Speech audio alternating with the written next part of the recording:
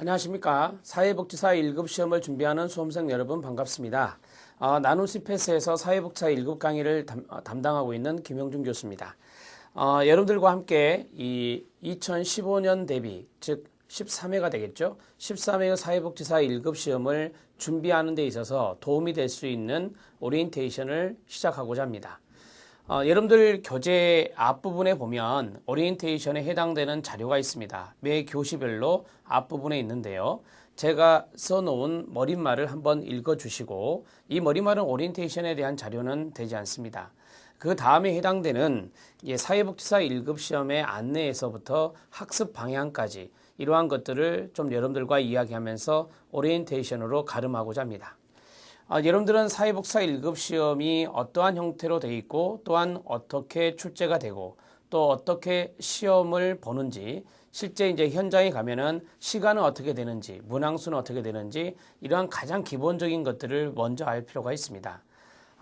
지피지기면 백전백승이란 말이 있죠. 알아야 됩니다. 알아야 그것을 대비할 수 있고 그것을 해낼 수 있다라고 하는 의미로 생각하시면 되겠습니다. 사회복지사 1급 시험은 국가자격시험입니다. 시도지사가 실시하는 시험이 아니라 보건복지부 장관이 실시하는 국가자격시험이다. 이렇게 생각하시면 됩니다. 그리고 그 시험 관리 운영을 한국산업인력공단에서 하고 있고, 여러분들의 많은 정보는 산업인력공단에서 받으시면 됩니다. 산업인력공단의 홈페이지에 들어가셔서 여러분들이 그 사회복지사 1급을 치시고 여러분들이 여러 가지 정보를 받으실 수 있습니다. 큐넷에 들어가면 된다는 것입니다. 자, 그러면 하나씩 해보죠. 시험 과목이 있습니다. 시험 과목은 3과목입니다. 3과목이고 영역은 8영역이다. 이렇게 말합니다. 그리고 각 영역마다 25문항씩 출제가 됩니다. 2012회 문제부터서 25문제였거든요. 그러니까 2014년도 상반기 때 봤던 12회까지가 바로 25문항이고요. 그 전까지가 바로 30문항이었습니다. 그래서 문항수가 많이 줄었다고 볼 수 있는데요. 240문항에서 200문항으로 줄었던 것입니다. 자, 2015년에 예정인 13회 문제도 각 영역마다 25문제씩 출제가 되어서, 문항씩 출제가 되어서 모두 200문항이 됩니다. 합격의 기준은 60%입니다. 그래서 우리가 간단하게 산술적으로 계산하면 200문항에 60%면 620이 120문항이 됩니다. 그래서 120문항을 맞추면, 이상을 맞추면 합격이다. 이렇게 정리할 수 있죠. 그런데 이런 것도 있습니다. 40%를 넘겨야 됩니다. 즉 1교시, 2교시, 3교시, 제가 3과목이라고 그랬잖아요. 1교시가 한 과목, 2교시가 한 과목, 3교시가 한 과목에서 3과목 8영역입니다. 그래서 각 교시별로 40%는 넘겨야 됩니다. 40%를 넘기지 않으면 바로 과락이라 해서 아무리 120개 이상을 맞았어도 탈락하게 됩니다. 이러한 것들을 좀 주의해서 여러분들이 알아두시면 좋겠습니다. 각 문항당 1분이 주어집니다. 그렇다면 1교시는 2영역이고 3교시는 3영역이고 2교시도 3영역, 3교시도 3영역이 됩니다. 그렇다면 25문항, 1교시가 그래서 50문항이 되죠. 50문항, 50분이 됩니다. 그 다음에 2교시와 3교시는 3영역이라 했잖아요. 따라서 75문항을 보게 됩니다. 75문항에 1분씩이니 75분씩 주어지겠죠. 물론 장애인분은 1.5배를 더 줍니다.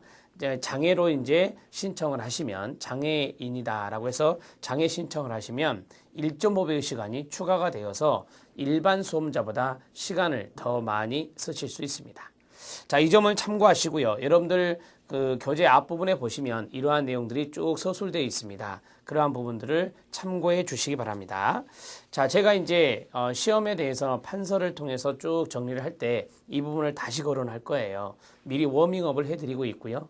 사지선다형이 아닙니다. 오지선다형입니다. 그래서 좀 아리까리한 문제가 있습니다. 사지선다는 조금 아리까리한 문제가 좀 적죠. 그러나 오지선다는 3개 정도는 커트가 되는데 2개 가지고 항상 고민하는 그러한 문항 스타일이 오지선다형이다. 이렇게 보실 수 있죠. 그래서 공부를 아주 정확하게 해 두시는 것이 좋습니다.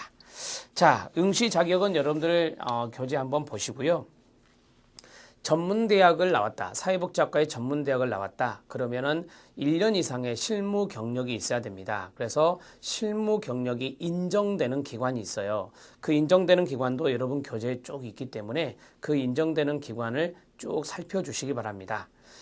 인정되지 않은 기관에서 1년 이상 근무를 했다. 그런데 사회복사 1급 공부를 시작했다. 그래서 낭패를 보신 분들이 많아요. 왜냐하면 인정이 안 되면 자격이 안 되거든요. 그래서 이런 것들을 꼼꼼히 살피셔야 될 것 같습니다. 4년제 대학 사회복지학과를 나왔다면 상관이 없습니다. 그런데 4년제 대학에 타학과를 나올 수 있죠, 여러분.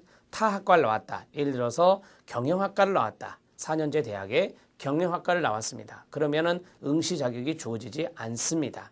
다만 학점은행제로 해서 2급을 취득하고 있는 상태라면, 갖고 있는 상태라면 응시가 가능합니다. 타학과라 하더라도 사회복사 2급을 가지고 계신다면 그것은 가능하다는 것을 말씀드립니다. 대학원에 대한 것도 마찬가지로 적용이 됩니다. 대학원을 사회복지 전문대학원이나 사회복지학과를 나왔다 그러면 응시 자격이 주어집니다. 그 점을 여러분들이 알고 계시면 되겠습니다. 이제 사회복지사 1급 시험에 대해서 쭉 전반적인 것을 좀 말씀드렸는데 여러분들이 이제 어떻게 하면 이거 합격할 수 있느냐라고 하는 것들이 많이 궁금하실 거예요. 그러한 것들에 대해서 좀 말씀을 드리도록 하겠습니다. 자, 사회복지사 1급 시험.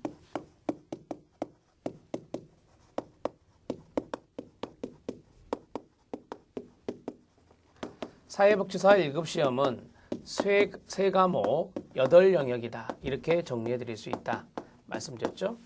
그러면 세 과목 8영역을 제가 교시별로 말씀을 드릴게요. 1교시는 사회복지의 기초라고 해요. 사회복지의 기초라고 해서 두 영역이 있습니다. 인간행동과 사회환경. 인간행동과 사회환경이 있고, 자, 이게 이제 25문항이다. 이렇게 정리해 드렸죠. 25문항.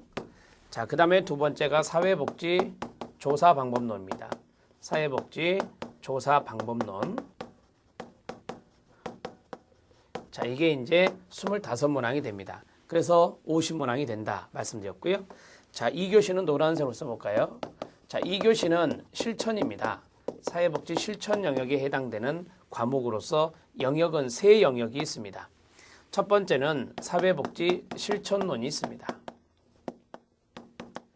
사회복지 실천론도 마찬가지 25문항이 되겠습니다. 사회복지 실천 기술론이 있습니다.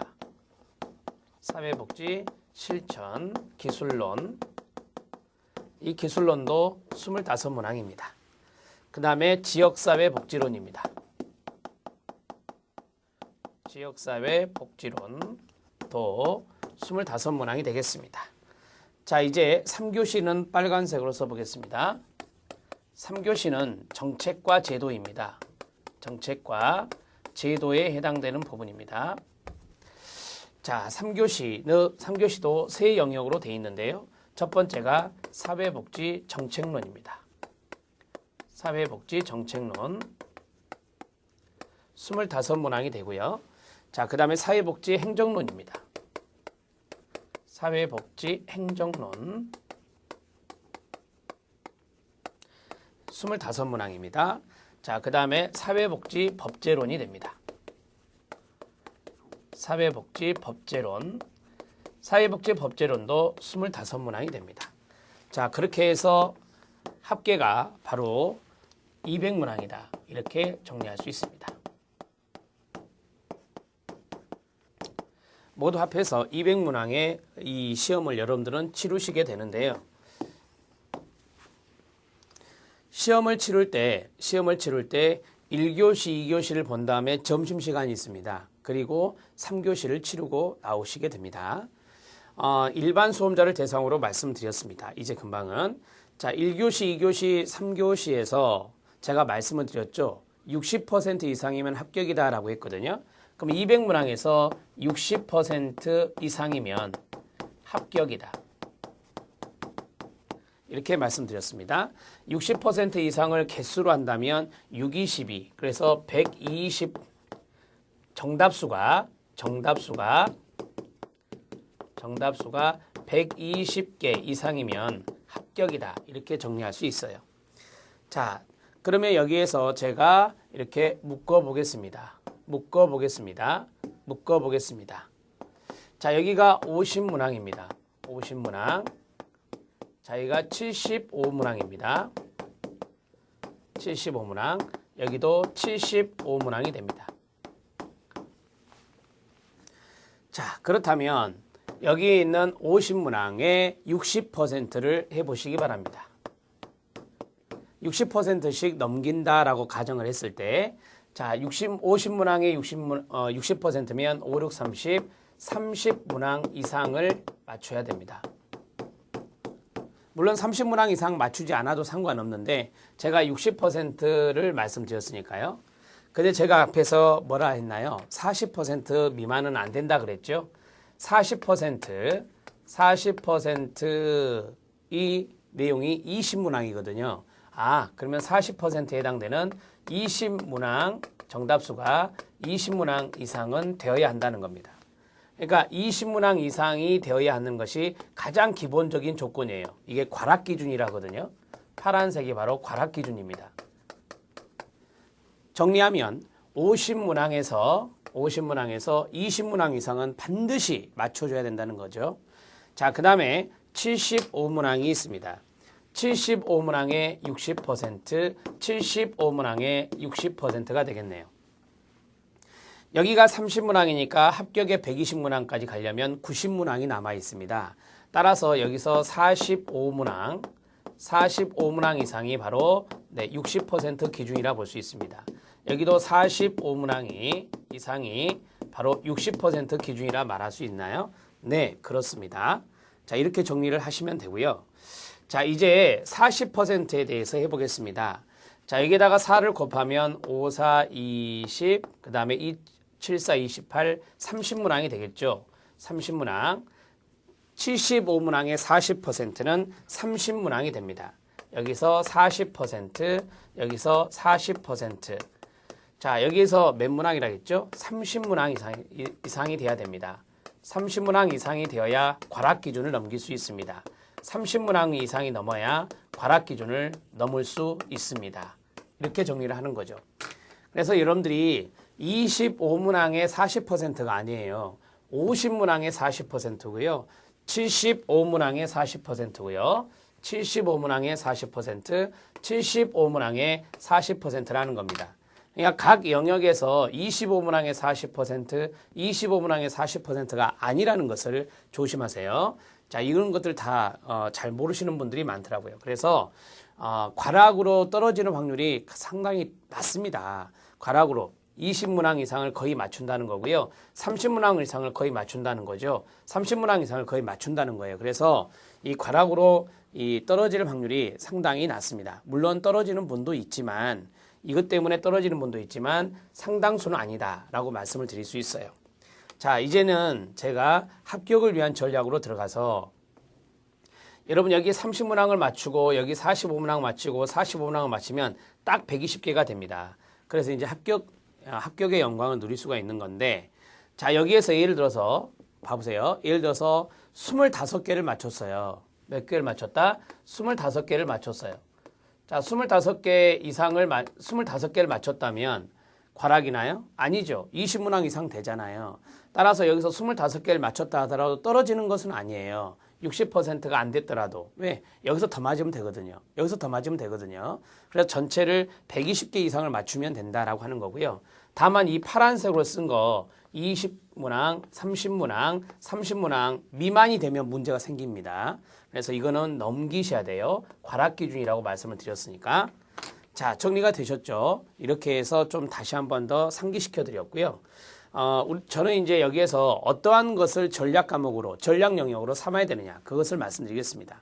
이제까지 출제 기준을 판단해 봤을 때, 또 여러분들의 흥미도를 같이 판단해 봤을 때 말씀드릴게요. 자, 1교시에서 여러분들이 중점을 둬야 될 영역은 하나 정해야 돼요. 대개 보면 인간행동과 사회환경과 사회복지 조사방법론 중에서요, 인간행동과 사회환경을 많이 선호하세요. 선호하시고 또 이제까지 출제된 것을 어떤 문항에 대한 곤란도를 보면 이 인행사, 인간행동과 사회환경이 훨씬 더 수월했습니다. 그리고 사회복지조사 방법론이 최근에도 계속 어렵게 출제가 되고 있어요. 그래서 저는 1교시에 전략 영역을 말씀드립니다. 전략 영역을 말씀드려요. 여러분들이 중점을 둬야 될 영역이라고 볼 수 있는데요. 1교시는 인간행동과 사회환경, 가칭 인행사를 하겠습니다. 자, 그 다음에 2교시입니다. 자, 2교시에서 여러분들의 전략 영역은 하나면 안 돼요. 2개 해야 돼요. 왜? 세 영역이라 되니까 두 영역은 잡으셔야 되거든요. 자, 실천론과 기술론과 그 다음에 지역사회복지론. 여기에서 많이 시너지 효과가 있는 게 있어요. 유사성도 있고 같이 공부하면은 진도를 좀 빨리 뺄 수 있는 게 바로 실천론과 기술론입니다. 그래서 사회복지 실천론과 기술론입니다.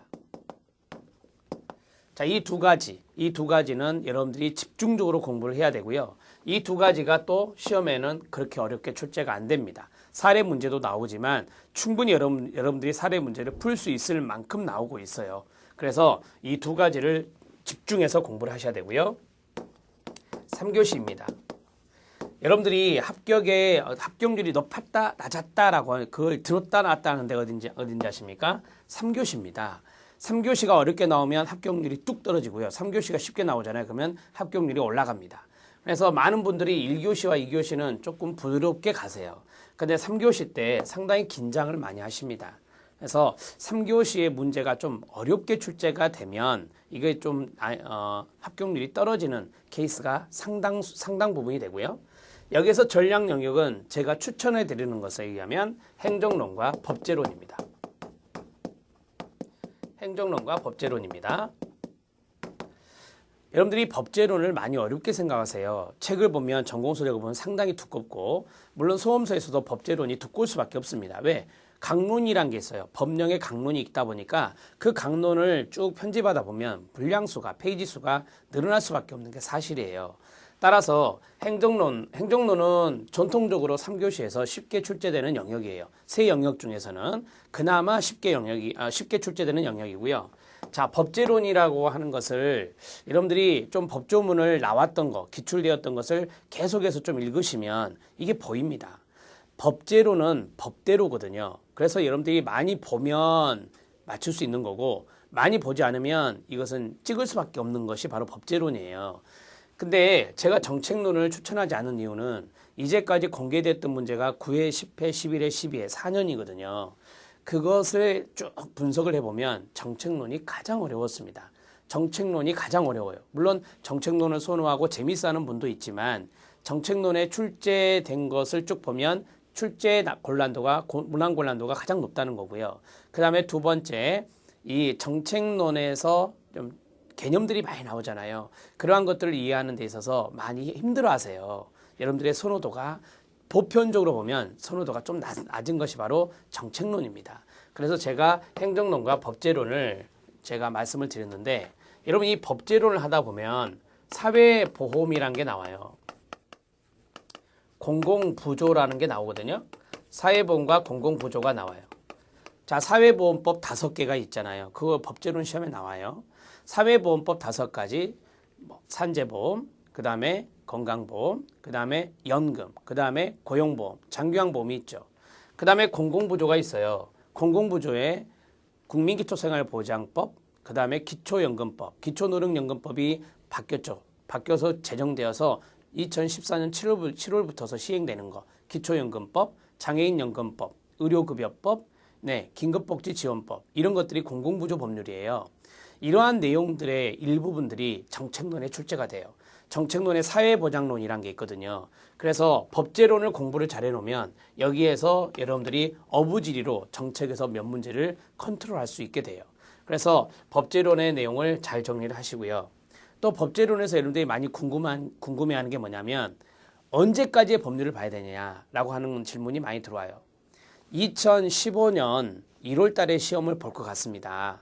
2015년 1월 달 그 시험 문제 보는 그날까지 시행되는 법률이 시험에 나와요. 자, 예를 들어서 법률이 제정되거나 개정된 것은 여러분들 시험 전에 제정되거나 개정되었는데 시험 본 후에 시행되는 게 있잖아요. 법률이란 것이 개정되고 나서 바로 시행하는 것도 있지만 한참 있다가 시행하는 것도 있잖아요. 만약에 그 시행이 여러분들 시험 그 이후다. 그럼 그건 시험에 안 나와요. 그래서 여러분들 그 공고문에도 그렇게 나오거든요. 그 공고문에도 여러분들 앞에 페이지에 보면 아시겠지만 공고문에도 시험일 기준 시행되는 법률을 출제한다고 돼 있어요. 그렇기 때문에 최근의 성향을, 최근의 경향을 알아야 돼요. 법제로는 최근의 경향을 파악을 하셔야 됩니다. 최근의 경향을 파악하셔야 된다. 2014년 6월 16일 날 출간되는 나눔 CPS의 사회복지사 1급 수험서는요. 5월 달에 법제처에 들어가서 가장 최근이죠. 5월 달에 법제처에 들어가서 모든 법률들을 다시 편집 정리한 겁니다. 그러니까 가장 따끈따끈한 법령들이라 볼 수 있고요. 만약에 이후에 새로 제정되는 게 있고 새로 개정되는 게 있으면 책에다가 넣을 수는 없잖아요. 그렇죠? 따라서 이러한 것들은 제가 강의를 할 때 보충 강의를 해드릴 수도 있고요. 위임물로 해서 보충 강의를 해드릴 수도 있고 커뮤니티 공간인 네이버라든지 다음 나눔복지교육원 사이트에 이 법령 참고 자료로 수험 정보로 올려드리도록 하겠습니다. 그런 게 많지는 않을 것 같습니다. 시험과 직결되는 그런 것들은 많지 않을 것 같은데 어찌 됐든 간에 가장 최근의 경향을 파악하는 것이 법제론에서는 필요합니다. 법제론의 기출문제를 공부하시라고 그랬잖아요. 기출문제 중에서도 수정해야 될 것들이 있어요. 왜냐하면 예를 들어서 4년 전에 9회 때 나왔던 법률이 바뀌었다. 그럼 이거 수정해서 아셔야 되잖아요. 그게 많지는 않습니다. 한두 개 정도 보일 수 있어요. 그런데 그걸 그대로 맹신하면 안 되죠. 그러한 부분들을 수정해 놓은 기출문제도 풀어보셔야 됩니다. 기출문제집을 여러분들이 이제 구매해서 다 풀어보실 건데 그러한 것들이 수정되어 있는가, 수정되어 있지 않는가를 꼼꼼히 살피셔서 보셔야 될 것입니다. 자, 저는 전략 영역 5영역을 말씀드렸습니다. 인행사, 실천론, 기술론, 행정론, 법제론입니다. 여러분 여기에 있는 5영역은 전략 영역이라 했거든요. 25문항이 전체 문항이잖아요. 여기에서 20문항을 목표로 하세요. 20문항을 정답수로 합니다. 정답수 이거를 목표로 하세요. 목표라고 말씀드렸어요. 여러분 이 하나 둘 셋 넷 5개거든요.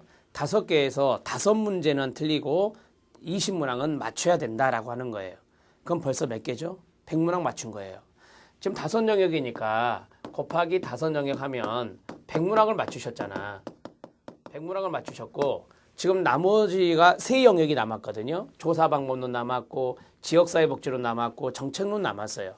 거기 3영역에서 20문항 이상 못 맞추겠습니까? 맞출 수 있죠. 20문항 이상 맞출 수 있어요. 따라서 여러분들에게 권장하고 싶은 것은 우리가 8영역을 모두 다 골고루 잘하는 게 가장 좋은 거예요. 가장 금상첨화인데 그렇게 하기가 어렵거든요. 시간도 제한돼 있고 그 다음에 여러분들이 또 선호하는 것들이 한정돼 있기 때문에 이러한 것들을 파악해서 전략 영역을 5영역을 판단하시라 이 말이에요. 그래서 20문항은 맞춰주라. 20문항이 버거워요. 어떻게 20문항을 맞춰요? 그럼 18문항 정도 맞춰도 보여요. 18문항 정도 맞춰도 충분히 합격이 보입니다. 그래서 이 목표를 높게 잡는 게 좋잖아요. 20문항을 잡아놔야 18개 정도는 맞출 수 있거든요. 그래서 목표를 치를 이 5영역은 바로 20문항씩을 잡아라. 그리고 이제 나머지 3영역에서 20문항 정도 이상을 맞추면 되니까 훨씬 더 수월한 느낌이 들어요.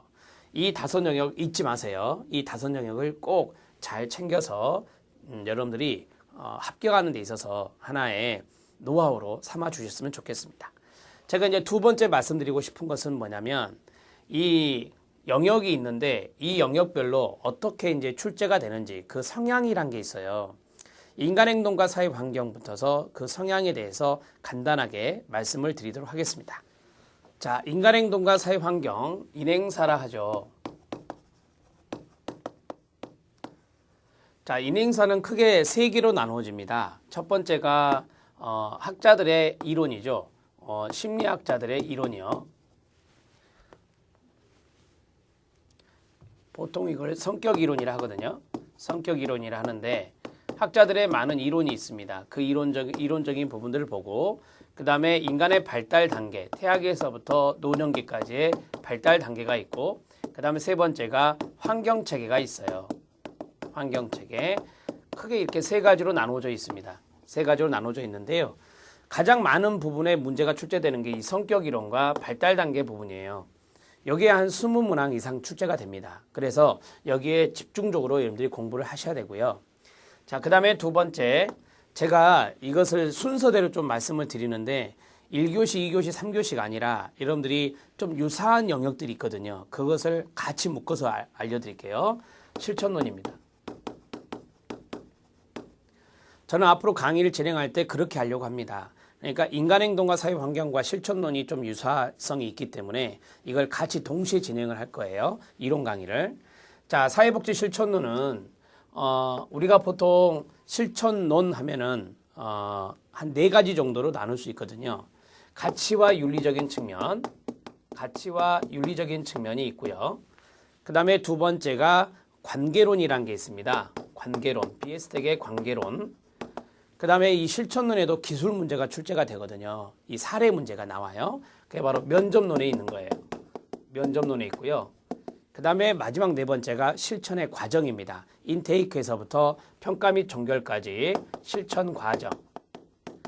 자, 이런 식으로 정리를 해주시면 돼요. 자, 많은 부분 출제되는 게 관계론이라든지 면접론이라든지 실천 과정 이런 것들이 나오죠. 물론 가치와 윤리도 나옵니다. 한 두 문제, 사회복지사 윤리강령부터 시작해서 한 두 문제 정도 출제될 수 있습니다. 자, 이것과 또 유사한 게 뭐라겠죠? 실천 기술론이라 했습니다. 자, 실천 기술론은 말 그대로 스킬입니다. 스킬이기 때문에 면접론이 또 다시 출제가 돼요. 아주 디테일하게 면접에 대한 기술, 면접 기술이 출제가 되고요. 자, 그 다음에 두 번째, 모델이 출제됩니다. 이 모델은 세 가지의 모델이 있어요. 개인 대상 모델, 집단 대상 모델, 가족 대상 모델 이렇게 세 가지가 있어요. 그래서 여기에서는 이제 모델을 정리를 하셔야 되는데요. 모델은 개인 대상 모델, 그 다음에 집단 대상 모델, 그 다음에 가족 대상 모델이 있어요. 자, 이러한 모델들을 잘 정리하셔야 돼요. 자, 이러한 실천 기술, 스킬적인 측면이니까 이 기술적인 측면, 여러분들이 면접 기술 많이 아시잖아요. 뭐 초점하냐, 명료하냐, 직면이냐 이런 것들, 그런 것들이 실천론에서도 출제가 되고 기술론에서 출제가 된다 이 말이죠. 자, 이러한 것들을 같이 알아놓으시면 좋습니다. 여기 있는 기술론은 이 부분과 이 모델적인 부분이 다 중요하다. 특히 이 집단과 가족은요, 집단과 가족은 안 빠지고 나옵니다. 대개 이제 집단 같은 경우는 모델적인 측면의 문제도 있지만요. 집단의 역동성이라든지 개방 집단과 폐쇄 집단의 장단점이라든지 이러한 집단의 전반적인 부분들이 출제가 되기 때문에 알아두셔야 되고요. 그래도 중요한 것을 좀 말씀드리면 개인과 가족이 있어요. 이 두 가지가 좀 더 잘 나옵니다.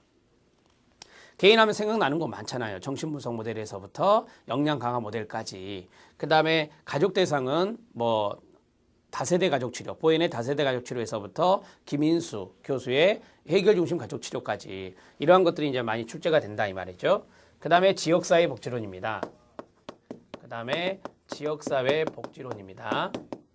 지역사회 복지론은 크게 두 가지로 살펴볼 수 있어요. 크게 두 가지인데 하나는 이론적인 측면이 있고요. 하나는 추진체계 측면이 있습니다. 추진체계 측면. 자, 이론적인 부분들은 여러분들이 알고 있는 모델들이 시험에 잘 나와요. 뭐 지역사회 개념부터 시작해서 지역사회 이론 이런 것도 있고요. 자, 여기에 모델이 이제 시험에 잘 나옵니다. 모델에 대해서 잘 정리를 하셔야 돼요. 자, 잭 로스만의 모델이 있죠. 그 다음에 웨일과 갬블의 모델 이런 것들이 좀 잘 나왔는데 뭐 최근에는 뭐 포플, 테일러 로버츠 이런 것들도 출제 영역에 포함되고 있기 때문에 모델을 좀 더 디테일하게 알아놓으실 필요가 있습니다. 자, 그 다음에 추진체계가 있는데요. 추진체계는 복지관, 그 다음에 자활사업, 자원봉사센터, 재가복지봉사센터, 사회복지협의회, 사회복지공동모금회 이런 것들이 다 추진체계에 해당돼요. 그런 것들이 시험 문제에 잘 출제가 된다라고 하는 것이죠. 자, 이해되셨죠? 크게 두 가지로 나눠 드렸어요. 그래서 여기서 한 절반, 여기서 한 절반. 그래서 25문항이 출제가 된다. 이렇게 생각하시면 됩니다. 자, 추진체계도 여러분들이 잘 눈여겨보셔야 된다는 겁니다. 자, 그 다음에 이제 제가 많이 추천하는 게 법제론입니다. 법제론인데요. 이 법제론도 크게 두 가지로 이루어져 있어요. 총론이라고 하는 게 있고 강론이라고 하는 게 있는데 당연히 강론이 중요합니다. 당연히 강론이 중요하고요. 자, 총론, 강론 중에서 이 총론은 한 5문항까지 출제가 됐었어요. 30문항 출제될 때. 근데 25문항으로 줄어들면서 이것도 같이 줄어들더라고요. 그래서 한 2문항에서 3문항 정도, 2문항에서 3문항 정도 출제가 되고 나머지가 R입니다. 나머지는 강론에서 출제된다라고 볼 수 있어요. 그럼 이 강론이 법이 여러 개란 건데 가장 많이 나오는 게 뭐냐면 사회복지사업법이에요. 사회복지사업법이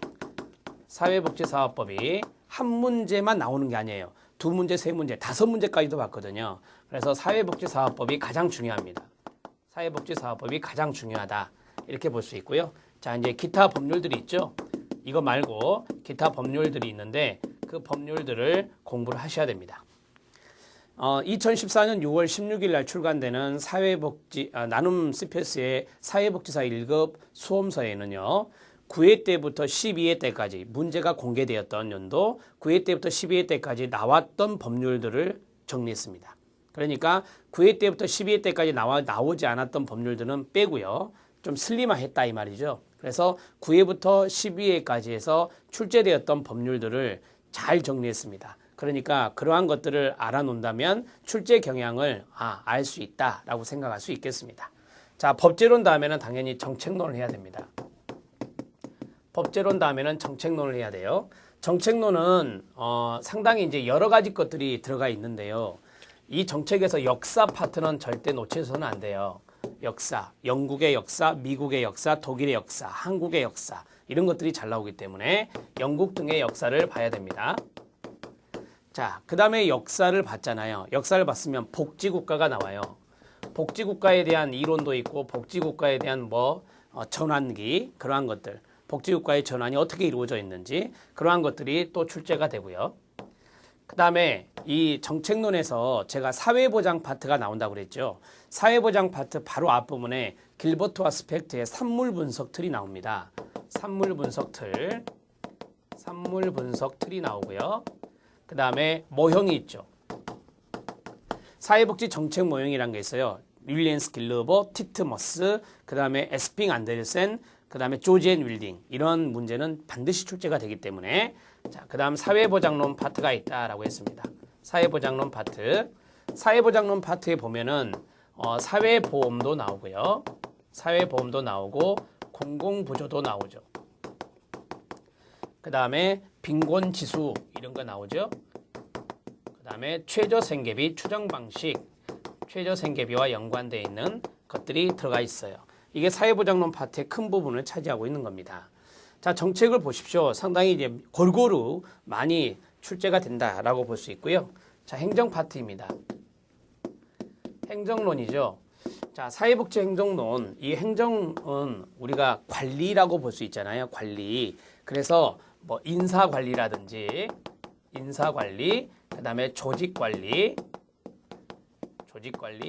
재정관리 이것도 좀 골고루 출제가 되거든요. 골고루 출제가 되어서 그 다음에 기획이라든지 그 다음에 정보관리라든지 홍보와 마케팅 이런 것도 있고요. 기타 여러 가지인데 사회복지법인 재무회계 규칙이라는 것도 출제가 됩니다. 사회복지법인 재무회계 규칙. 재무회계 규칙은 이제 나눔 CPS 이론서 맨 마지막에 넣는데요. 이러한 것들이 시험 문제 한 문제씩 출제가 되기 때문에 재무회계 규칙, 재정관리와 연관성이 있겠죠. 재정관리와 관련성이 있는 부분입니다. 자, 이러한 것들이 골고루 출제가 되는 것이 바로 행정론이다 보시면 돼요.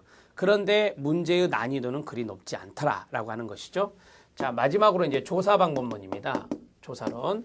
여러분들이 지금 공부하는 순서대로 쭉 정리를 했어요. 이게 서로 연관성이 있는 거라. 자, 행정론은 정책론과 연관성이 있어요. 전달 체계적인 측면에서. 자, 여기 있는 조사론은 앞에서 우리가 이제 평가조사, 욕구조사 이런 걸 배워와요. 실천론에도 그게 있거든요. 지역사회복지론에도 그게 있고 정책론에도 있고 행정론에도 있어요. 그래서 조사론에서 마지막 총정리를 할 수 있는 게 바로 평가조사, 그 다음에 욕구조사라고 하는 거죠. 평가조사와 욕구조사는 공통 영역이라고 보시면 돼요. 이거는 공통 영역. 앞에서 했던 것들을 다시 한 번 더 정리한다. 자, 그 다음에 조사론의 내용에서 좀 잘 나오는 것은 되게 목차를 보면 중간 부분이 잘 나오거든요. 물론 과학적 연구에서 연역법, 귀납법, 사회과학과 자연과학의 차이점 이런 것도 출제가 되긴 되지만 우리가 이제 조사 방법론의 유형이요. 어떠한 조사들, 그러한 유형부터 시작해서 가설, 변수, 그 다음에 측정, 척도, 그 다음에 신뢰도와 타당도, 그 다음에 실험 설계 이런 게 있죠. 실험 연구, 그 다음에 단일 사례 연구, 표집, 그 다음에 질적 연구 방법론, 내용 분석 이런 것들인데요. 자, 이러한 것들을 보시면 전반적으로 잘 출제가 된다라고 볼 수 있어요. 기타 이렇게 하면 되겠죠. 그러니까 공부하는 것이 뒤로 갈수록 정책론, 행정론, 조사론 갈수록 골고루 여러 가지 것들이 출제가 된다라고 정리를 하시면 돼요. 그리고 중요한 것들이 이렇게 상당히 많이 있습니다.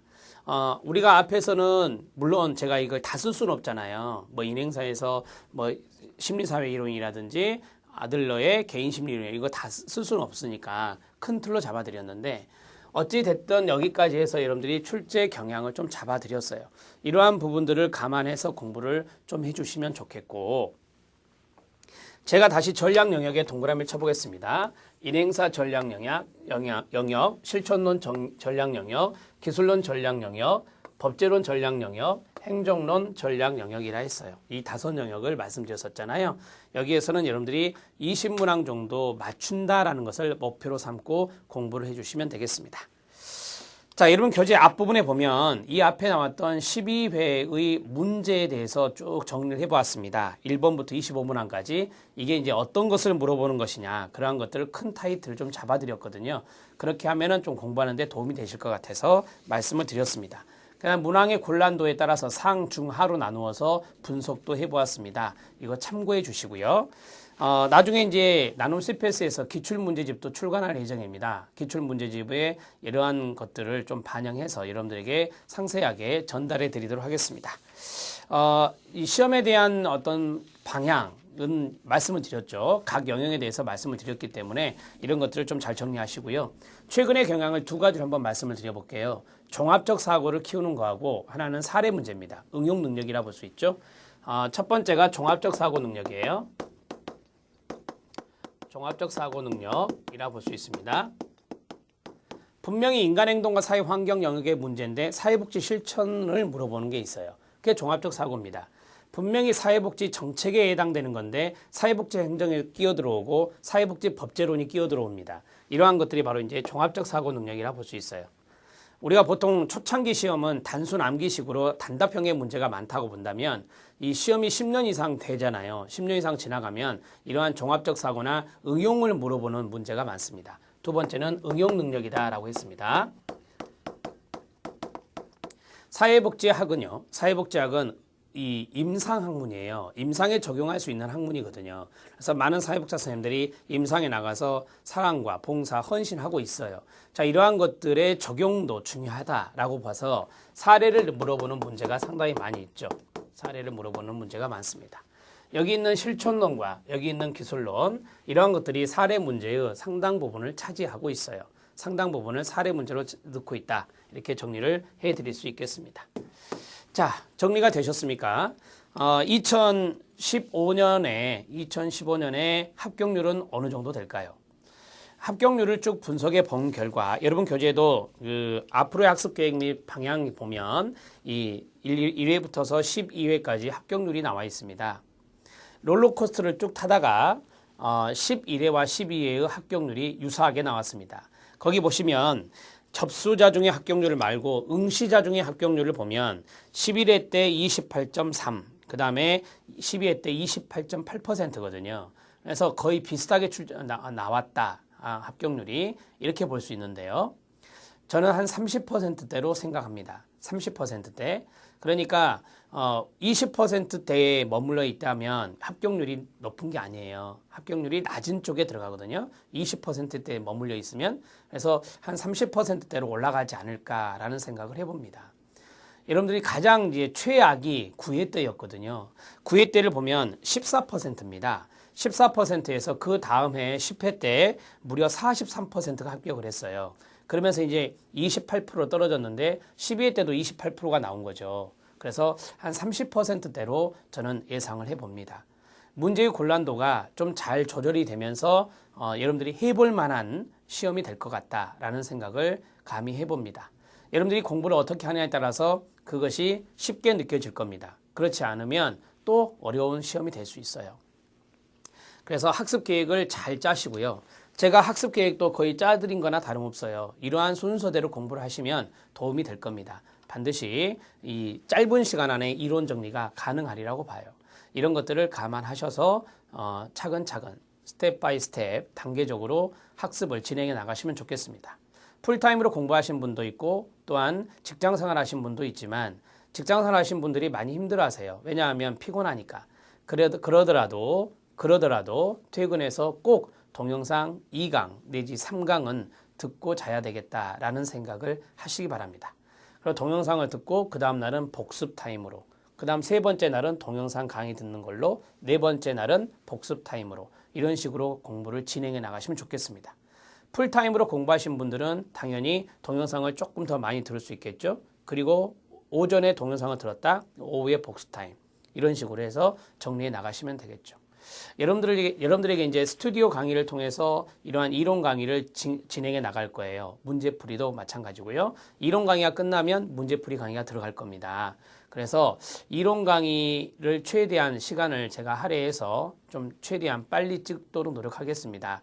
너무 조급해하지 마시고 제가 만약에 동영상 강의를 좀 늦게 올린다 하더라도 여러분들이 그러한 부분들에 대해서 다시 한 번 더 복습해야 되겠다. 그래서 복습을 하고 계시면 또 동영상이 올라가 있을 겁니다. 그런 식으로 해서 조급해하지 마시고 차근차근 진행해 나가신다면 2015년 1월 달에 여러분들은 분명히 그 시험지를 가지고 나올 때 가채점을 메웠을 때 합격하는 그러한 영광을 반드시 누리라 믿습니다. 여러분들 자신을 믿길 바랍니다. 건강관리 잘 하시고요. 자기 효능감이란 게 있죠. 자기 효능감이 충만했을 때 여러분들은 이미 반은 합격하신 거라고 생각합니다. 자, 열심히 공부하시기 바랍니다. 도움을 드리는 나눔 스페이스가 되겠고 도움을 드리는 제가 되겠습니다. 궁금한 사항이 있으시면 커뮤니티 공간, 카페나 아니면 홈페이지에 질문을 올려주시면 최선을 다해서 답변해 드리도록 하겠습니다. 열심히 공부하시기 바랍니다. 수고하셨습니다.